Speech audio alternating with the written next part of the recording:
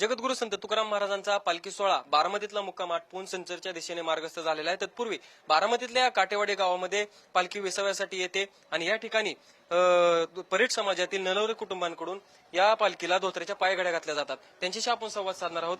मला सांगा, तुमचं नाव सांगा आणि किती वर्षांपासून ही परंपरा तुम्ही जोपासता?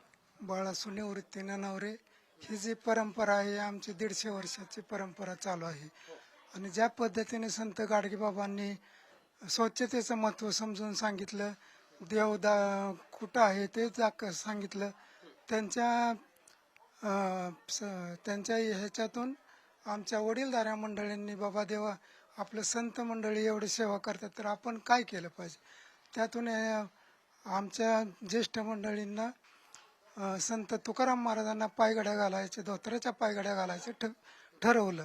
आणि त्याच्यामध्ये एवढा आनंद वाटतो की असं वाटतं की साधू संत येते घरात होची दिवाळी दसरा, एवढा आनंद आम्हाला ह्याच्यामध्ये होतो। आपण बघतो की अख्खे काटेवाडीतले ग्रामस्थ उत्साहाने या पायघड्या घालताना सहभागी होतात। कशा पद्धतीने नियोजन असतं? तुम्ही किती दिवस अगोदरच या तयारीला लागतात? याच्यामध्ये आम्ही 4 दिवस अगोदर धोत्र स्वच्छ करतो, त्याला इस्त्री करतो। काय ह्याच्यामध्ये एवढा रस आम्हाला वाटतो की असं वाटतं की तुकाराम महाराज कधी या वेशीवर येतात आणि आम्ही त्यांचं कधी स्वागत करतोय, याच्यामध्ये एवढा आपल्याला आनंद वाटतो। जयकुमार जाधव, पुढारी न्यूज, बारामती।